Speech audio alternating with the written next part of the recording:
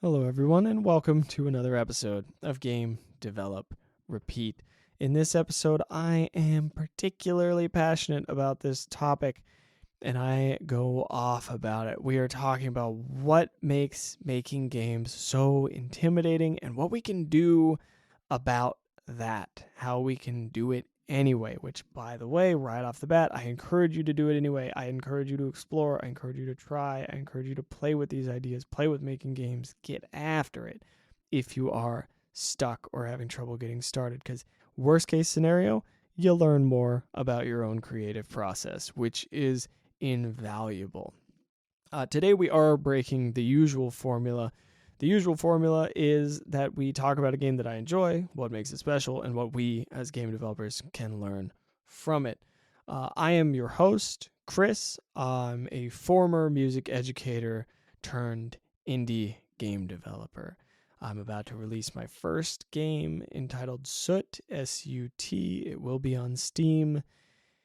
We're so close.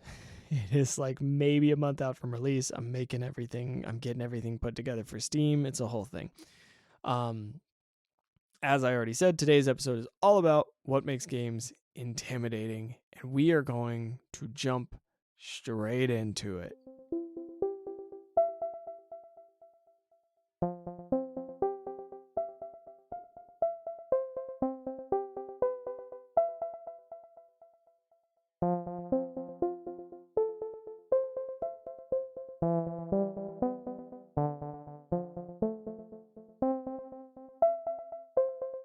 Okay, in order to tackle this topic, we've got to start with a little bit of the unhappy stuff. We've got to start a little aggressive with it. I apologize in advance, but we are going to go in hard about all of the things that make you go, I can't do this. We're going to list all the reasons why you can't make games, why you should not make games, why making a game is terrifying and intimidating and all this stuff. We're going to just dive in and have this talk of like, oh my God, I shouldn't do this. This is the worst. There's no reason to do this, whatever, blah, blah, blah, right? And then we're going to turn it around and we're going to talk about why all of that doesn't matter and you should just do it, right? We're going to just split right across it, cut it right open, and just get rid of it. But first, we got to talk about the problem. And we're talking about the problem from my perspective. You might have your own little things that pop up. You might not have some of these. These are the things that I run into when I think about a massive project like the one that I am currently undertaking and about to finish. I'm at the finish line. I'm about to publish it. It's crazy. I'm aiming for the end of this month, maybe beginning to mid next month, hopefully end of this month, fingers crossed. Oh God. Yeah, let's talk through all these roadblocks and then let's just knock them straight down. But first, scary stuff. Let's go. Why is making a game terrifying? Number one, the sheer number of skills, the sheer size of the thing. Are you a musician? Cool, great. Are you also a programmer? Oh, you are? Whoa, that's crazy. Are you also an artist in the specific type of art that you want to do? Are you on top of that a sound designer? Have you ever done sound design implementation, even if you are a programmer? Have you ever used that engine before? What about all those weird niche tools that you're using for just middleware stuff? Are you doing any middleware? Are you making your own engine? There's a lot of decisions you've got to make here, man. Have you really thought this through? And then, oh, you've got to market your game, by the way. Have you ever made a Steam page? How do Steam achievements work? Are you getting the picture? This is, and again, we're going to break this down and it's going to be approachable. You just got to give me a minute. All of those things going through your head. If you're like me, I try to think through the entire process before I get started. So if you're like me, you hear all of that go through your head and you go, all right, I'm going to go play some Yakuza. I'm going to go play a nice easy game where all the skills are laid out for me and I can just press the space bar 200 times and get better at jumping. I'm just going to play Valheim, and I'm going to jump a lot, and then I'm going to jump really high, right? That's nice. Let's do that instead, right? That's roadblock number one. The sheer number of skills. It's crazy, and it's terrifying. And you go, how can one person do all of this? How is it possible? But listen to me. It's possible. First off, if you want a team, get a team. Work with other people. It's fine, right? Even then, it's overwhelming, by the way. That's just a different set of skills, right? It's like organizing everybody and working with everybody, right? Then you've got a whole new skill. But if you want to work with other people, that's cool too. I'm just talking about this from a solo dev perspective. How can one person do all of this? It can be done. It has been done. There are multiple people who have solo developed video games and been successful at it too. Like, there's a ton of people who have done it who haven't been wild successes. There are multiple you can point at who have been big successes with it. It's not just Eric Baroni, right? I hope I pronounced his last name right. There's also, Terry Kavanaugh. Yeah, Kavanaugh with a C, I believe. And there's others, and I don't have all the names, but I know that there are others, and there are people who will contract somebody out for the music and whatnot, right? They're still solo devs. Just because you buy a couple assets doesn't mean you're not a solo developer, right? Like, that's not what this is. One person can do the whole thing of making a game. People have been out there, people have done it, people have proved it, so you don't need to worry about that. Now, the next thing that I run into is, then this is maybe a me thing, but it might be a you thing too. If I get to this place where I feel confident and I go, I can take all of this on, I can do it. I can be the artist, I can be the musician, I can be the programmer, I can do the story, I can do everything. I can do the whole thing. Then I get into this thing where I go, who do you think you are? What?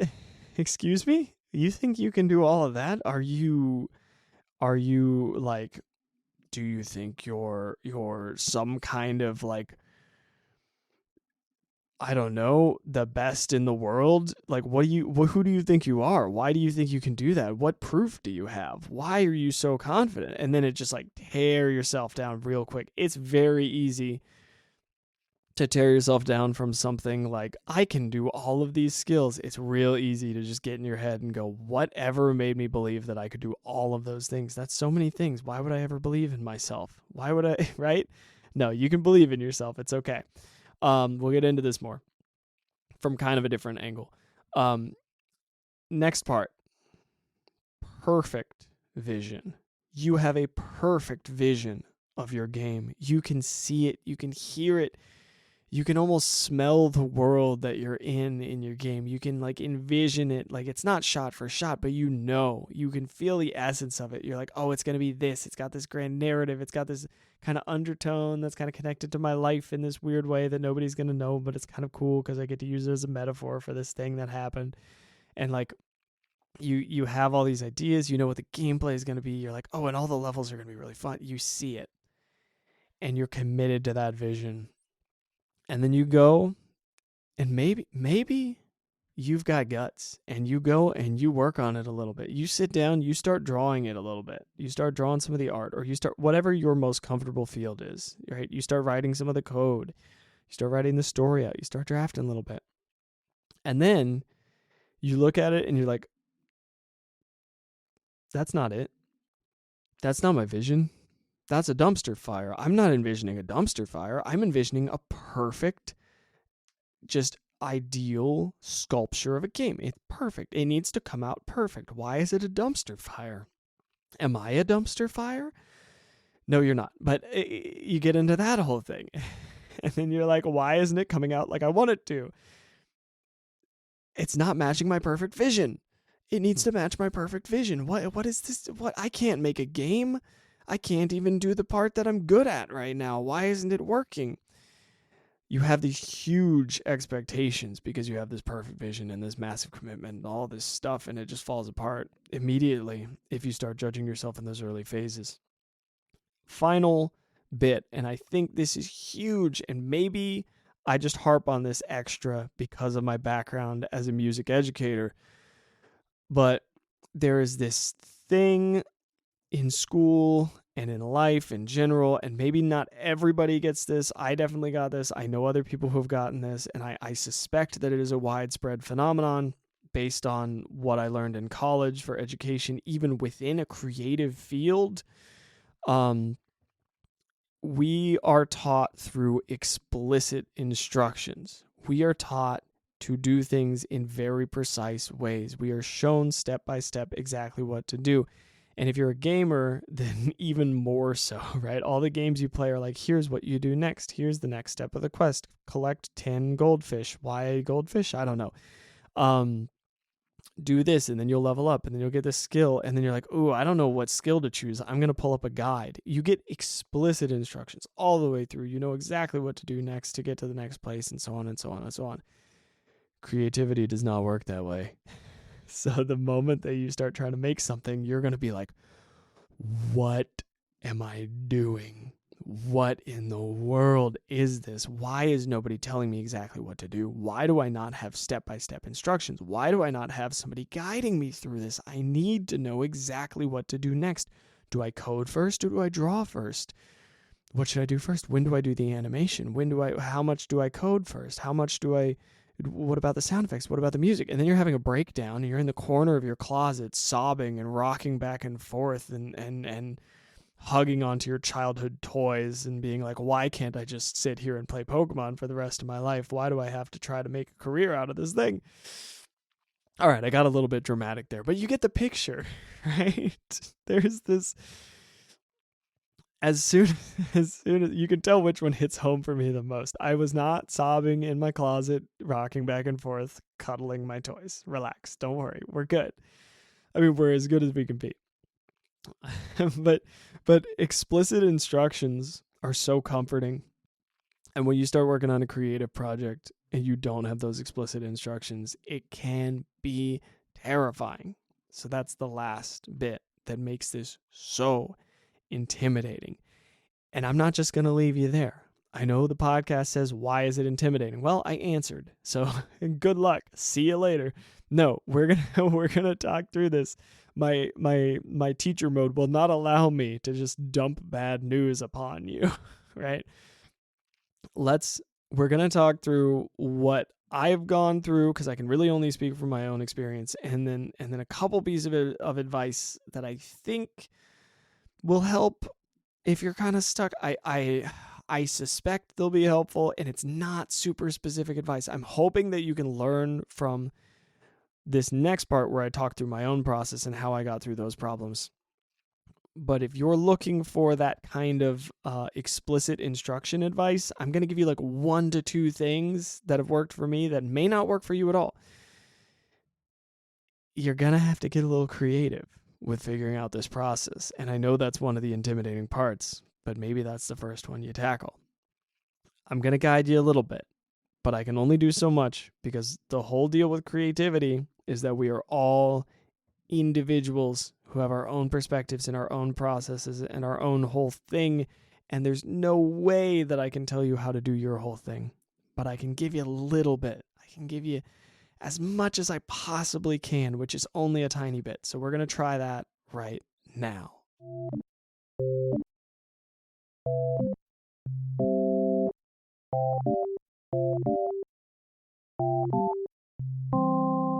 Just before I started this project, this game Soot, right?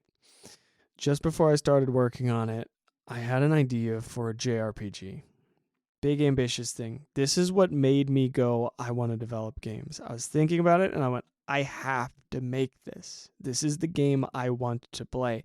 I'm gonna make this game, right? That's what my mindset was at the time. I was like, this is going to happen. I'm committed. I'm making it. Now I have to learn what I need to learn in order to make it, because I want this to be the game that I want to play, and I have a very clear, specific vision for it. And you know what? I recognized that I could not take it on at that moment, and I recognized how many different skills I needed. The biggest thing in my head was, I have no idea how to do the animations that I want for this, and if I do this project, it's going to be so much less than I want it to be. Like, I can do a version of this, but I'm not going to be satisfied at the end of it. So I need to make something that I'm going to do and be satisfied with as I make it. And that's how I pivoted projects. My point with this is I had a huge ambition with tons of expectations behind it. I had this big idea that felt like a magnum opus kind of idea. For me, what was effective was to scale that back and instead focus on learning the skills that will one day get me to that ambition. And for the first couple months of working on learning programming and stuff, I was like, one day I'm going to make that JRPG. One day I'm going to get there. And then I just kept working on the process and learning more things. And eventually I got to this point where I was like, I just love making stuff. I just love developing games. This is so cool. This is so exciting. I've forgotten about the JRPG project multiple times. I've been like, oh wait, that's how I started this. Right? I'm like, oh yeah, that's the goal. And it's still there. I still want to make that game. I still love that idea. It's so niche and nobody else is going to like it, but I just want to do it. And maybe people will like it. You never know, right? I'm not going to say what it is. I don't want to put it out into the world. But it's a game I've always wanted to play that just hasn't existed, right? And so I want to make it. And it's for me, really. And one day I'll make it, right? That's the goal. And everything I'm doing is not about making that exact product. Everything I'm doing is about learning skills so that I can make cool things.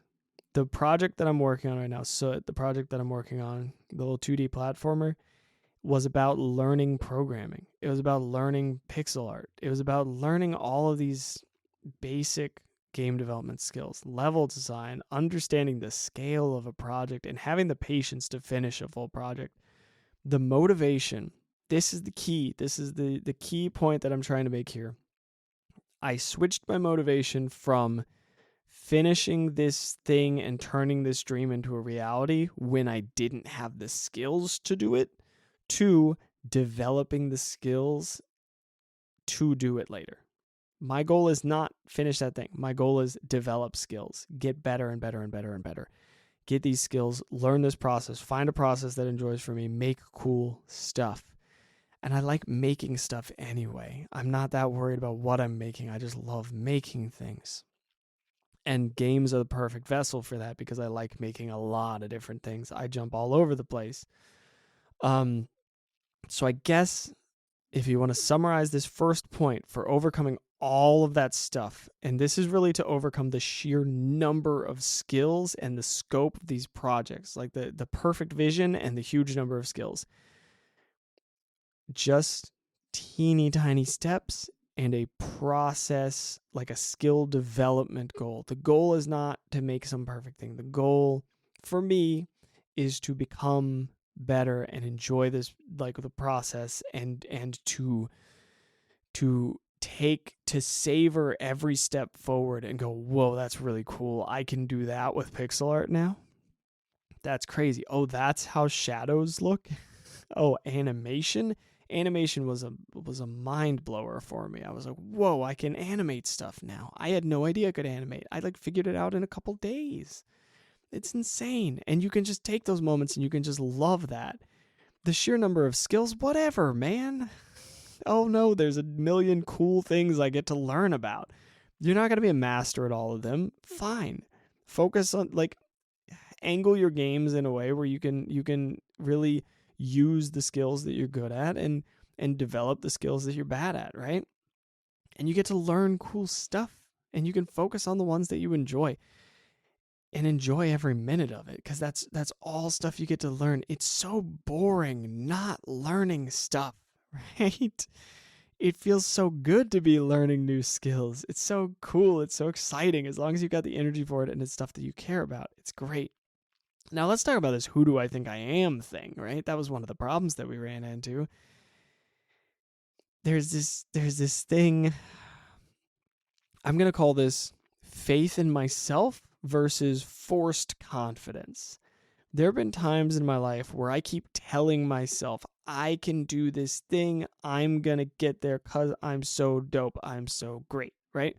I forced myself. I was like, I believe in myself. I believe in myself. I'm going to do it, right? Just really really aggressive, like I can get there. Just like white knuckling belief in myself. If you've experienced this, I think you know what I'm talking about. There's this moment where you're like, I believe in myself even though I don't. Even though I don't believe in myself, I do now. Now I do, right? And that's a painful place to be. And I think that's a place where it's really, really easy to succumb to just a brief moment of, who do you think you are, right? That's all somebody has to say. Somebody can just go, who do you think you are, though? Like, what have you accomplished? And then it just shatters. If it's like a fake, false confidence, like a forced confidence. That's how it was for me. Might not be how it is for you. Once again, over and over, talking about my own experiences. Who do I think I am talking about my own experiences? Right? Who's this guy? Why does he have a podcast? Why is he talking about this? Because I want to share it with you, because I want to see if I can help. And if I can't, whatever, man. That's the thought process. Maybe this is helpful. Maybe this game will be cool. And if it isn't, whatever. I learned some stuff. I did some cool stuff. I learned some skills. I developed faith in myself through this process. Genuinely, I know people will say like fake it till you make it with confidence and stuff. I'm a big believer in doing things that you're like have a little bit of pride behind them. Like you do something and you don't force yourself to be proud of it. The kind of pride where like you make a meal for somebody and they eat it and they like it and you go, oh, nice. And they don't say anything. They just liked it and you can just tell, right? Or you make something and you go, oh, that's cool, right? Those little moments. Then you start getting faith in yourself. And then you're like, wait, I just learned this skill that I never thought I could learn. I would say start with something that you're like, maybe I can't learn this, but it's interesting enough that if I fail, whatever, like let's just check it out. And then that faith in yourself starts coming anyway. But my point here is, this is a hard one to really debunk, I guess. Faith in yourself is a thing, and don't confuse it with forcing yourself to be confident. If you're not feeling confident, acknowledge it and say, hey, I think that I suck at art, right? That's my big one. I'm like, oh man, I'm not good at the visuals. And look at that and go, wow, I really think that I suck at art. And then go, oh, maybe I should try it out a little bit, Maybe I can learn a little bit about it. And then if you improve a little bit, you're going to be like, oh my God, I improved at this. I thought I couldn't improve, but I can. Try a different approach. If you improve a little bit, look at that, notice that and say, holy cow, I just improved at something that I thought I was unable to learn. Because in the back of your head, you're going, oh, it's pointless. I can't learn that. Poor little me, there's no way. I'm permanently stuck sucking at art. I can only ever draw stick figures. I was born this way and I'll stay this way forever. I'm talking about myself. I'm not making fun of you. I'm making fun of me.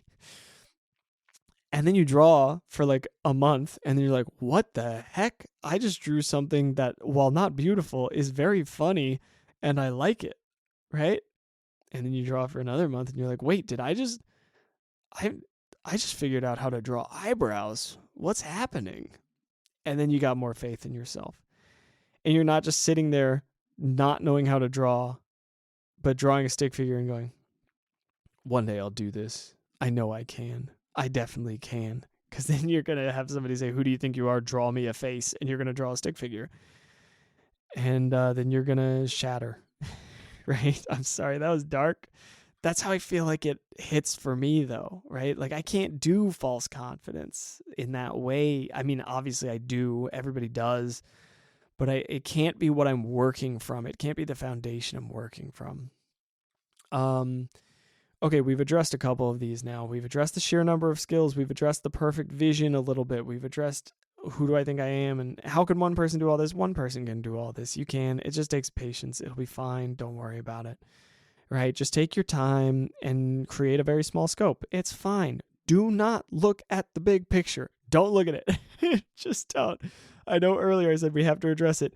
You can glance at it. You can go, oh, that's a big picture. And then you look away and you keep working. You glance over at the big picture just to say, where am I on the map? What part is colored in? Okay, cool. And then you go back and you keep coloring in the map. You do not stare at the big picture. Repeat after me. I will not stare at the big picture. It will paralyze me. Go ahead. Say it. It's horrific. If you stare at the big picture, which I do all the time, you're gonna get stuck, dude. Don't stare at it. Just map out the next couple steps and then go. Just map it a little, go. Map a little, go. And then have like a start point and an end point, right? Just have those little road marks, the little I don't know what the word I'm looking for, landmark. Just have those little landmarks. You'll be all right. And then be patient, all right? This is what I'm going through. In the same way that we only glance at that map, we be patient. And then when you glance at the map, you might have this thing that I have where you lose your mind for a day or two, right? Where you go, oh God, how am I ever going to do any of this? Holy crap. And then for like a day or two, you're like, oh no, what have I gotten myself into? Oh no, oh God, oh no. And then you know what you do? You go on a walk. You get some tea. You go work out. You take a breather. Maybe you pick up meditation or you read a little bit for a day or two. Like you breathe it out, you journal it out, whatever you do. And then you find your patience again and you can keep going down that road. You will freak out. If you decide to take on a big old project, there's a good chance you'll have a day where you go, oh no. What am I doing? And then you're going to get it together and it'll be okay. When you know that that's just a thing that happens when you're creating something and have no idea what the end state is and have never created something this big before, it's all better. But you got to know that that's a thing that happens, and it's a thing that happens. And maybe it doesn't happen to everybody, but it probably happens to most of us. I'd be willing to bet. Now let's talk about the difference between the creative and specific stuff, because that to me is a big problem that needs addressed. If you are so used to having specific instructions, there's a couple things you can do. One is just make some really kindergarten level stuff, and I am not kidding. Just absolutely let go of any quality standard at all. I'm telling you, I'm dead serious. Drop all quality standard, drop all tact, drop all whatever. Make garbage. Make terrible, terrible garbage. And then look at it and go, oh my God, my child made this and that is so sweet. And I'm putting it on the fridge and I'm putting a gold star on it because 10 years from now, my little baby's going to be an artist. That's you.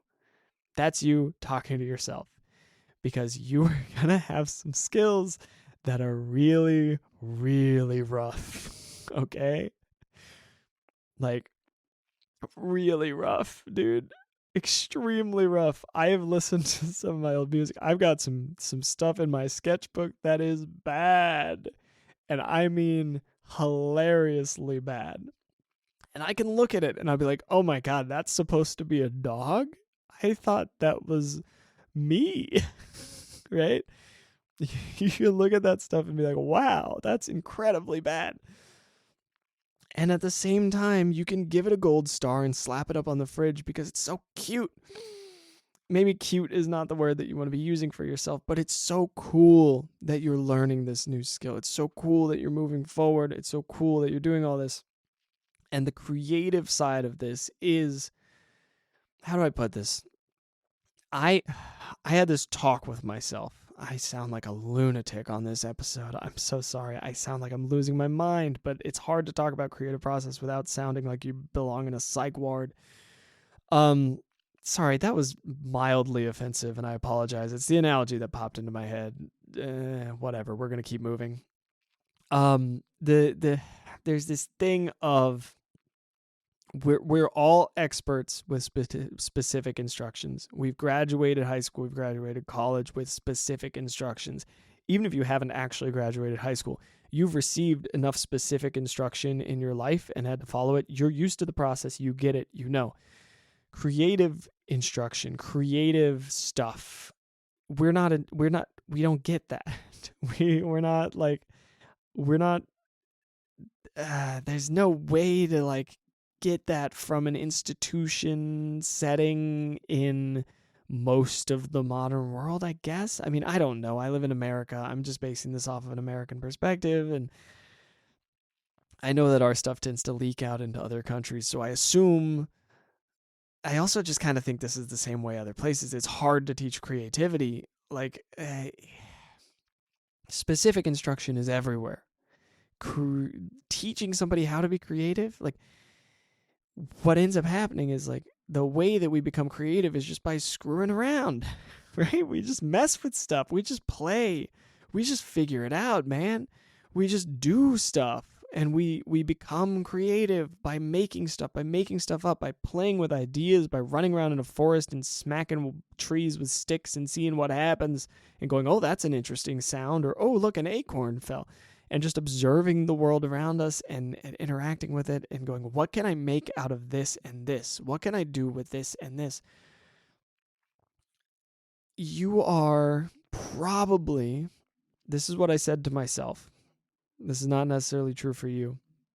I said to myself, you are probably at a kindergarten level with creativity skills. You're college grad with specific explicit instructions.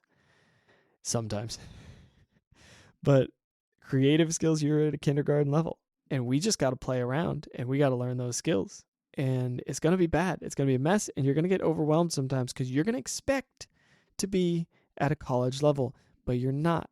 You don't know your own creative process. You don't understand how you make stuff. You don't know what is going on in your own head. You got to figure it out because nobody else has valued that skill for you. Nobody else has said, hey, keep working on that. Keep developing that. Keep playing around. Keep doing stuff that's not valuable. Just screw around, learn stuff, explore stuff, play with ideas. It's rare that somebody looks at a kid just like screwing around in class and goes, yeah, keep doing that. Like, we don't have anything to get done in this class. It's rare. I suspect, because even in my college degree, which was in a creative field, I felt that everything was extremely specific instruction. I was in a music education program, and it felt like everything we were teaching these kids was how to press this button and blow air this way, because that's the stuff you can teach. You can teach technique, but it felt like there wasn't this underlying creative sense to it. It felt like it wasn't enabling creativity. It felt like it was technique for the sake of flawless execution rather than technique for the sake of enabling creative expression. And maybe there's some teachers that do manage to do it in that way. I've definitely run into a few, and they are phenomenal people. I've gone on a tangent. I've gone on a rant about the education system. It's bound to happen sometimes, especially right now as I'm at the close of trying to release this project. I'm going to look back at this episode and I'm going to go, my God, Chris, you were in a state. You were really losing it at the end of that project, huh? Like at the end of your first release, you were really on the border of like just like clinging to your sanity with these podcast episodes. But okay, where was I? Let's bring it back. Let's tighten this up for a second. Have I gotten this idea across?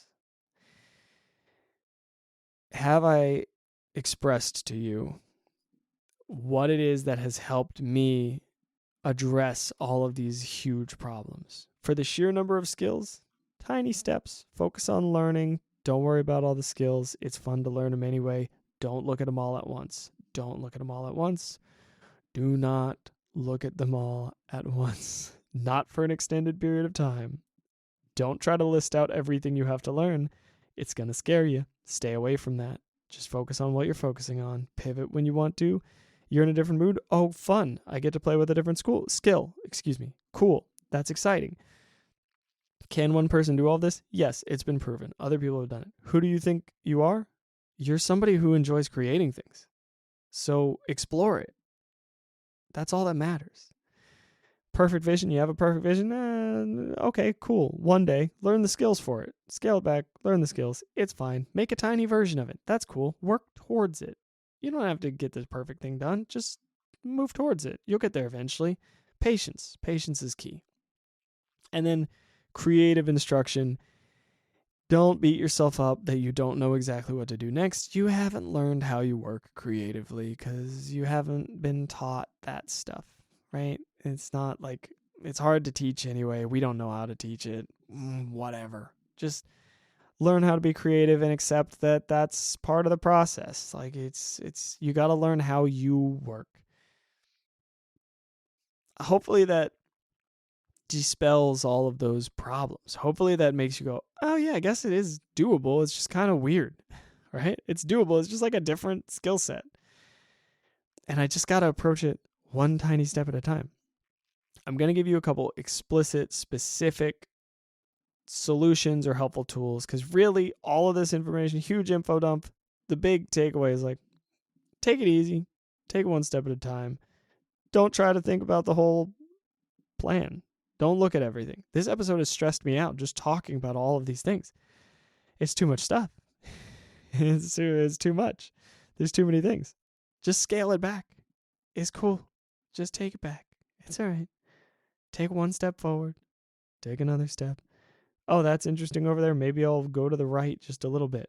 Maybe you start making a game and then you find out that you just really like making pixel art and then that's all you do. And then you're making pixel art commissions 10 years from now. Who knows? You don't know where the future leads. Take it one step at a time. You can't map out the whole plan, right? God, I really am just talking to myself. Okay. Real quick devlog. Super quick. Where is my game at? My game, so my 2D platformer.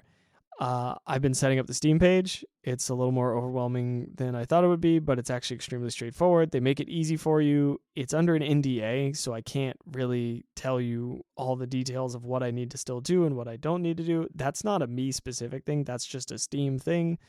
There's stuff that's under an NDA. I got some feedback from a buddy. I want to do some updates to the game, but I'm probably not going to have time to because I really want to stick to my release timing.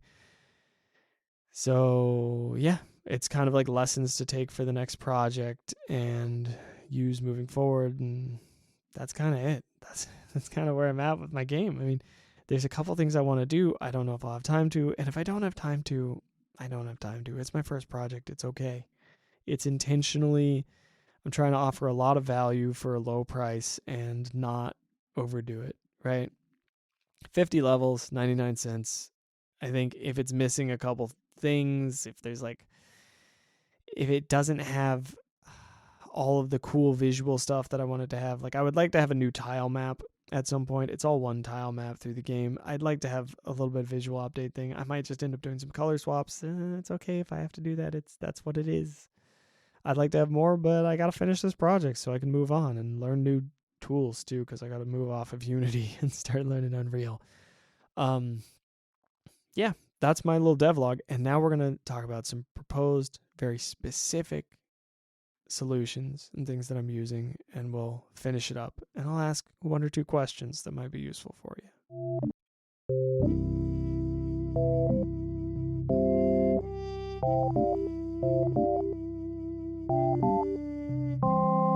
All right, here are my specific proposed tricks to help you tackle this endeavor that is game development or any other huge creative endeavor. 1, pay attention to how you respond to your own thoughts. I only have 2 of these, but 1 is pay attention to how you respond to your own thoughts. For me, I started doing this in the past week, and it's been great. This specific thing that I'm about to say, I use a pocket notebook. And throughout the week, if I notice some weird thing, if I'm like, oh, that was it, I reacted to that way. Okay. If I notice my thoughts spiraling in a specific direction, if I notice, whatever I notice, if I notice some reaction of mine, whatever gets me stuck if I'm like, oh, I was working on this and then I decided that I didn't want to work on it, but why? I'll jot down a quick note about it. I won't say you have to do this instead of this. I won't say what I should do. I'll just go, oh, this is what happened and this is how I reacted to it. And then I also, this is great, jot down ideas, right? I listen to my mind. I go, ooh, there's a creative idea. Oh, there's another creative idea. Ooh, there's one. I'm trying to refine my creative process. That's what this notebook is about. It's me figuring out my creative process. It's me going, how do I capture these ideas? How do I develop these skills? How do I keep moving forward? How do I make this into a lifelong thing? How do I turn this into a career? Like whatever. Like, see, now I'm looking too much at the big picture. It's me figuring out how I work. That's all it is. It's me figuring out how I work. That's the deal. The second proposed solution, I guess it's kind of a third one now, because I kind of said the whole thing about like writing down creative ideas too, and that kind of works towards building your creative process. Low key, depending on you and depending on where you're at, I know people don't like hearing this, but therapy can be useful for this, for like creative stuck stuff if it's at that level. If it's at a level where it is like crippling you, where you are just like losing your mind over the fact that you're unable to get started, like you're just stuck, you're just fully stuck. You can't move forward. You're stuck. You can't stop thinking about how stuck you are, and it's bothering you every day, and it's this thing, and it's just driving you insane, and you think about it constantly. You're like, why am I so terrible? Because I'm always stuck. If it's like that, if it's like crippling, then you might consider therapy. If it's just like, oh, I need a little creative boost, whatever, cool, like get some creative ideas, get moving. But if it feels like it is crushing your life, check with somebody, see if it's a bigger problem, see if it's something you really need help digesting and getting perspective on and whatever. Like, that's a good thing to do. I did that. It was extremely useful, right? I recommend it. Now, let's do our questions, our repeatable, this segment keeps changing.